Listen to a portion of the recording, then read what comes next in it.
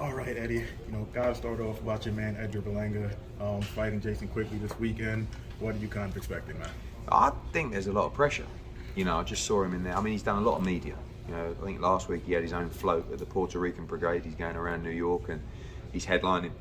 The place is going to be packed on Saturday night. And Quigley's a real test. He's not Canelo Alvarez. He's not a world champion, but he's a world-class fighter. Very, very tough. And definitely the toughest test of Berlanga's career so far, and he's been out of the ring, Berlanga, for over 12 months. So a lot of pressure, and we'll see if the hype is real on Saturday night. When you say that he's the toughest test of Berlanga's career, and you call Quigley a world-class fighter, people kind of point to Quigley getting knocked out in the second round by Demetrius Andrade, a guy who doesn't traditionally knock guys out. So what do you kind of say to that? Well, I think that he definitely hurts guys. I mean, if you saw him fight Sulecki, he had him down in the first round. If you saw him win the title against Carlton Docker, he had him down 4 times. He had Nicholson down, 2 or 3 times. Jason Quigley came in, fought a terrible fight, broke his jaw in the first round and decided to have a swing up with Demetrius Andrade. And he couldn't make 160 anymore. So, he built himself in that position to fight for the world title. Demetrius Andrade is also, by the way, an elite fighter. And I'm not stating that Jason Quigley is as good as Demetrius Andrade. We found that out, that he's still a guy that's got significant wins. He's still by far the toughest test of Edgar Berlanga's career, and he's got plenty of heart. And that's what we want to see. We want to see someone try and stand up to Berlanga, push him back, and come to fight. Gotcha. When you look at Edgar, in your honest opinion, man, I know I spoke to you before, and you're just like, a Canelo fight probably won't happen until the 3-fight deal is just about over, because you want to get Edgar to a certain level.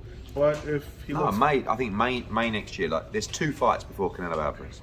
There's this one, and then there's another one of a significant level being Gennady Golovkin, Jaime Munguia, John Ryder, Billy Joe Saunders. You go through those guys, all of a sudden we can start calling that fight out. But listen, he might knock Quigley out in a couple of rounds, stand on a turnbuckle and say, Canelo, I'm coming for you. That fight does great business now, but it could be a mega fight if he can prove his worth in the division as a challenger for Canelo Alvarez. You think, Eddie, does he have to look spectacular, or does he just have to win to get to Canelo? No. You can't struggle or just win against Jason Quigley if you think you can be competitive against Canelo Alvarez.